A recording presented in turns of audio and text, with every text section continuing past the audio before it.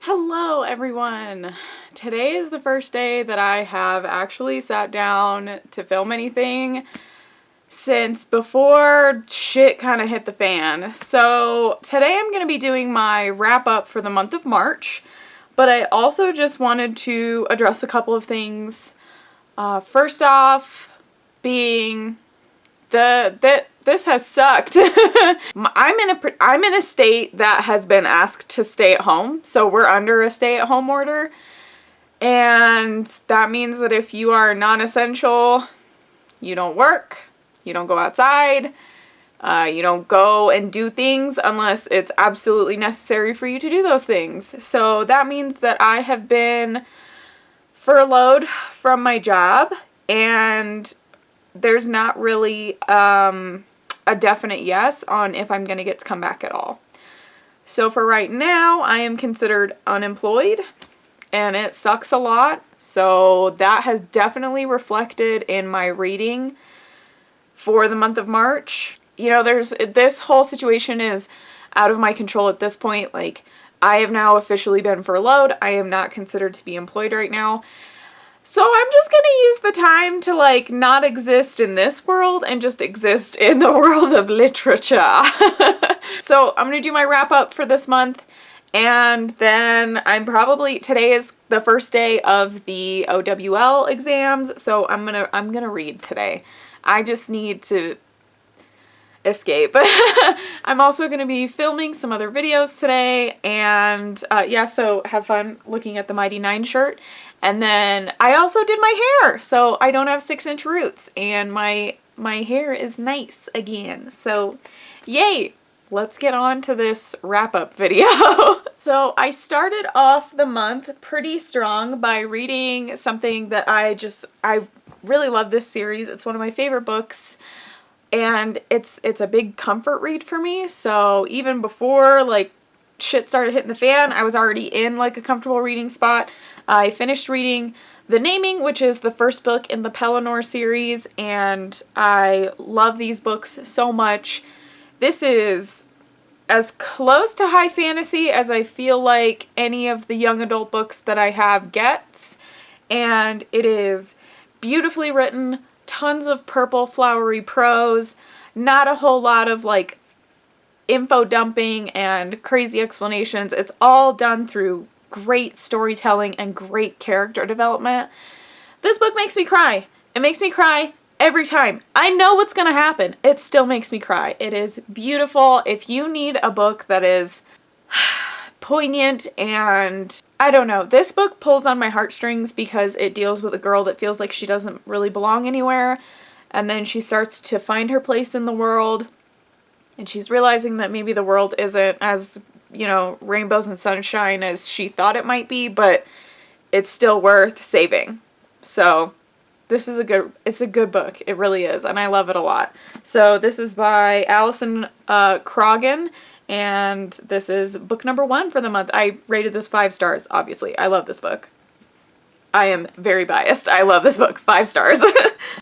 The second book that I read this month, I devoured. It was amazing, and honestly, compared to the first book, this was way better, like 1,000 times better. So I finished reading The Heart Forger by Rin Chupeco, and the first book was slow, and I could tell that it was mostly just developing the characters and kind of setting up, you know, the plot. And this book was, like, so fast to read. Everything was happening all at once. It was so good. I actually found myself, like, trying to pace myself and slow down with my reading because I was flying through this. I finished this, I think, in 2 days, and this thing is well over 400 pages. Yeah, 490 some pages in this. And this is the continuation of the story about, and they did say her name is pronounced Taya, and it's not pronounced T like I thought it was. It's Taya. And So this follows the story of Taya, who is a dark Asha. She basically controls the realm of dark magic, and she controls it very well. You go into this book thinking that she is a horrible bad bitch, but evil, but you kind of are into it, and you end the book with a little bit of the same perspective and kind of a new perspective on her character as well.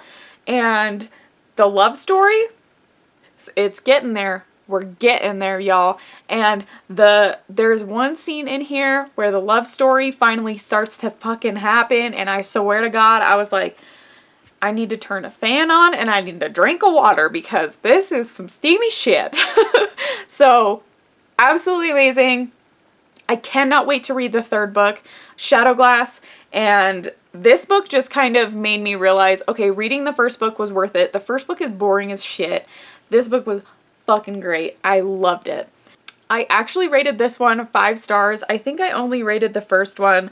I only rated the first one 4 stars. I rated this 5 stars because I was captivated. I was enchanted by the love story. The language and the descriptions were beautiful, and the storytelling between the two perspectives of first person being Taya telling her own story, and the second perspective being like a third person observation narrative through a bard.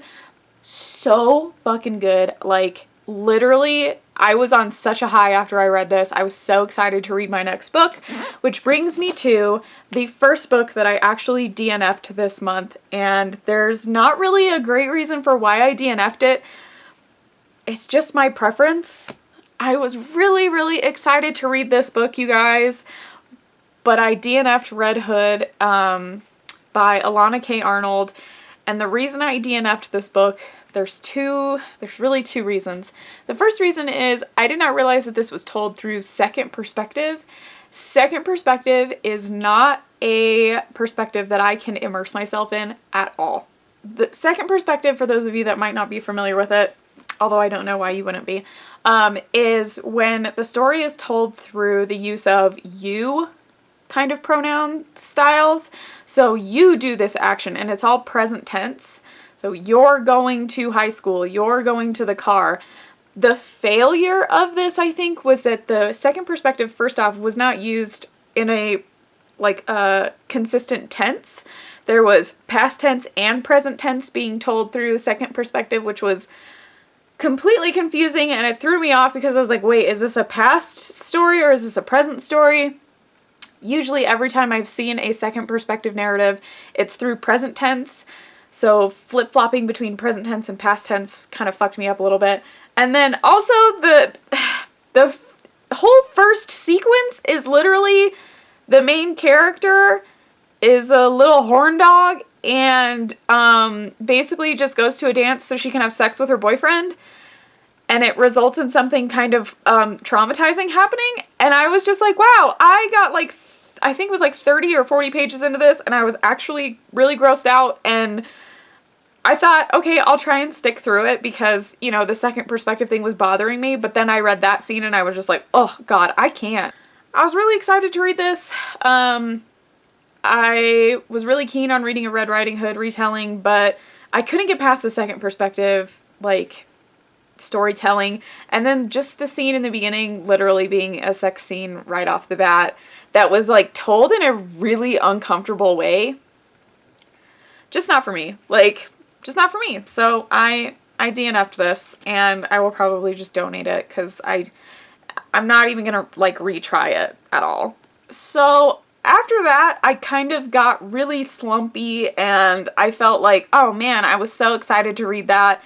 I strayed away from my TBR and read some comfort reads, and so I reread Dragon Song by Anne McCaffrey and Dragon Singer by Anne McCaffrey. These are the first 2 books in the Harper Hall trilogy.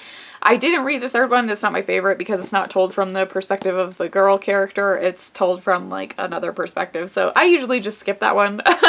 But I reread both of these books, and they put me back in a frame of mind where I felt like I could read again, and I felt like I could, you know, accomplish things, because this is probably my favorite series. even just reading these 2 books, like, you don't really need to read the 3rd one. These 2 books are, so the first book is about a girl named Menely, and she lives in an environment where her creativity is not allowed. She's a girl. She's not allowed to play music. She's not allowed to sing. She's not allowed to come up with her own music.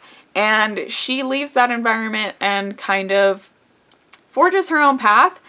And the second book is her going to what is called the Harper Hall, Harpers being the people on the planet of Pern that make music, make art, make things happy. They are creativity. Like, it just speaks to me a lot because I always feel like we don't put enough emphasis on allowing people to be creative when, like, I was told my whole life growing up that I would never get to be an artist and I would never get to do anything because that's not a real job. And this trilogy kind of tells you the opposite of that. So it's really beautiful. I love Anne McCaffrey. I love Anne McCaffrey's writing. I love how she writes women. I love how she writes situations, and these are some of my favorite books, so I had to read something to put me back into my comfort zone for the month, and I read these 2. So then I read what is probably my favorite book for the month of March. I read Spin the Dawn by Elizabeth Lim, and this book fucked me up. This book hurt my heart, and it made me fall in love, and it ripped my heart out of my chest, and it stomped on it, and then it put it back in there and said, there's a book 2, and I was like, oh my god, I can't believe there's a book 2. I thought this was a standalone for some reason. This is the story of a girl who is an incredible, incredible seamstress, and her family is falling apart. She's running her father's shop by herself under the premise that it's all her father doing it because, again, she's a girl who can't be a seamstress. Like, that's unheard of. You should just get married and have babies and, you know, be a support. Like, there's no reason for you to actually do anything worth anything. So she is behind the scenes of her father's shop, making clothes, making money, making sure that her family stays together.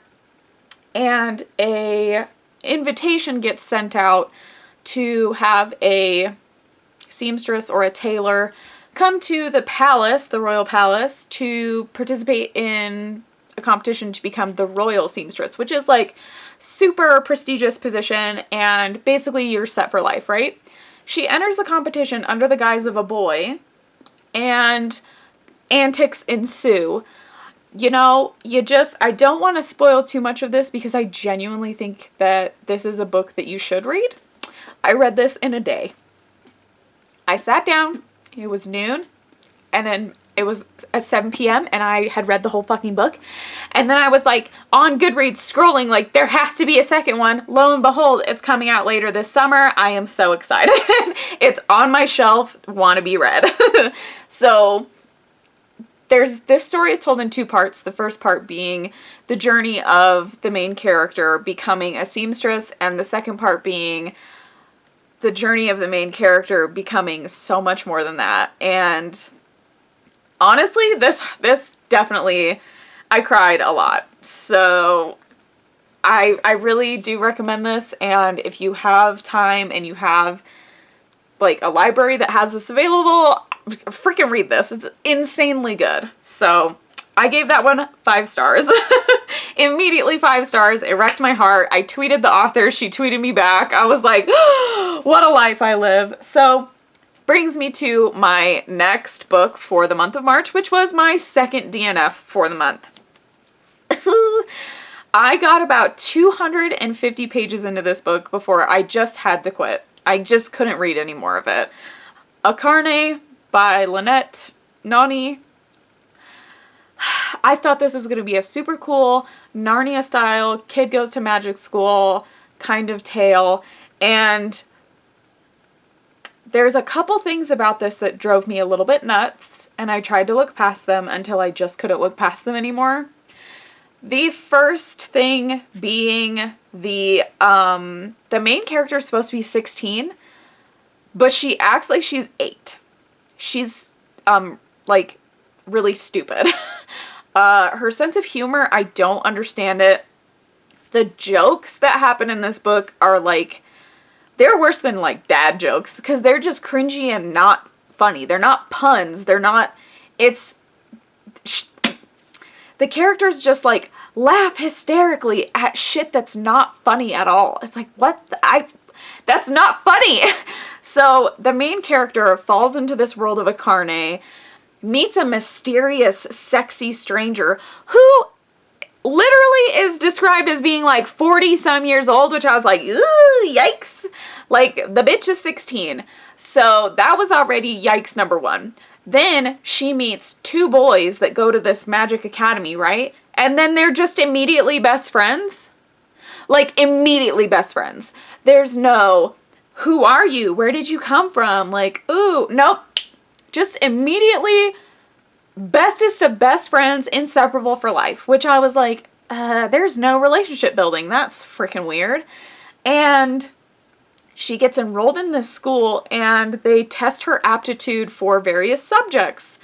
And she tests, of course, in the highest qualifications for like combat and archery or like horseback riding. And I'm like, she has no skill in combat. She has no skill in archery. She has no skill in art, like equestrian, anything.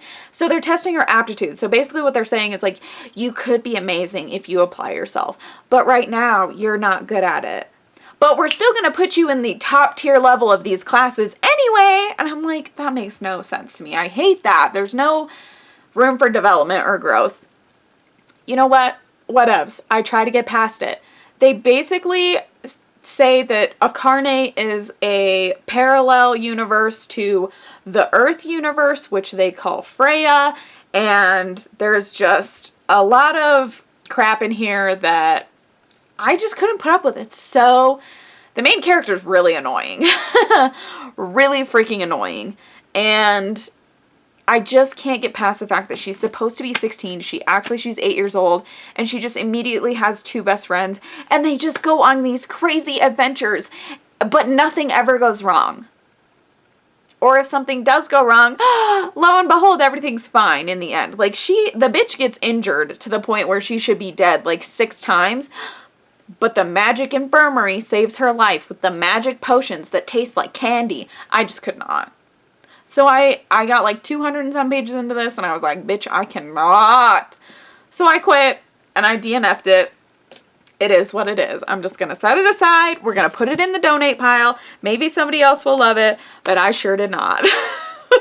The last book that I managed to read for the month of March was Blood Heir, and I genuinely don't know how to say her name, and I wish I did. I don't want to butcher it, and I don't want to be disrespectful, but that's the author right there. This book was a ride, y'all. This is an Anastasia retelling, and the main character, Anna, is essentially accused of murdering her father, and she gets into prison, like, she gets, like, sentenced, essentially, to, like, die. She escapes, she goes on the run, she becomes an outlaw, and she teams up with a con man that she meets and breaks out of prison, and they are on a quest to find the true murderer of her father. When I say that this book has some graphic depictions of violence, oh my, it actually made me feel a little bit nauseous at some points. So if you have any aversion to blood or gore, this gets into it a little bit. However, it is done in a way that makes sense to the story, and it's impactful. Like, it's not done for the sake of blood and guts, there's a reason for it. So that kind of tempered that blow a little bit for me. This book is beautifully written. It is a beautiful story, genuinely. It took me a little bit to read this because this is the book that I was reading when I got told that I was being put on furlough. I was being considered unemployed for the sake of applying for unemployment. So this book took me a little bit longer to get through. However, the story is beautiful. The character development is 1,000% believable.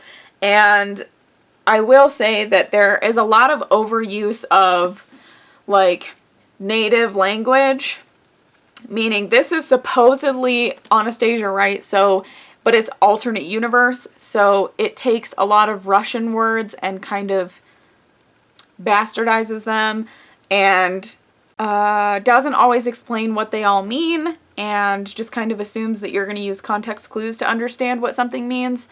So I will say that that happens a lot and it can get a little bit confusing, but if you just like power through it, it's so worth it because the story is really pretty and it's really well done. There is a second one of these, I believe, coming out later this year, and I'm excited to read it. I put it on my shelf as like definitely wanting to read. I gave this one 4 stars, and the reason I gave it 4 stars was just for those reasons. It's a little gory, and sometimes they use terminology that I'm like, what the hell does that mean? And it's never explained. So pretty good. 4 stars. I definitely recommend it. It is worth reading. So that means that there were 3 books that I did not get to for the month of March. However, I am about 300 pages into The City of Brass. It is so good, y'all. Like, it is a beast of a book. I will say that. And it is told through 2 perspectives. It's told through I would say the main character, Nari is how I've been saying it in my head. Nari, and the second perspective is told through like the prince, and his name is Ali. Bitch, this book is already wild. There's political intrigue, there's magic, there's like necromancy kind of shit, there's lore, there's deep lore, like there's lore where I'm like, ooh, I kind of recognize this from other stuff that I've read. Like, there has been some research put into this book, which I appreciate, because you can tell when somebody has like researched what they're writing about and like knows what they're writing about. That's how this feels. It is so fucking good. So I'm almost, almost 300-ish pages into this right now. So good. So good. I'm like, before I even get to my OWLs, I have to finish this because I have to know how it ends. It's driving me. I'm dreaming about this book at night.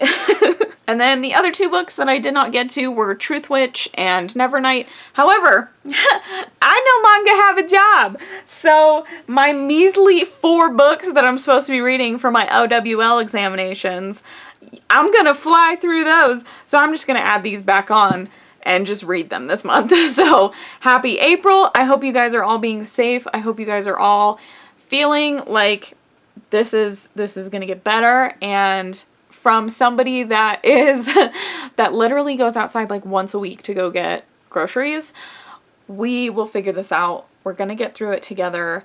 We're doing this for the benefit of everyone. It sucks, I know, but genuinely it is making an impact and it is making a difference. We're going to get through this. I love you guys so much. Thank you for watching. If you stayed this whole time, you a MVP. I will see you guys in my next video. Bye!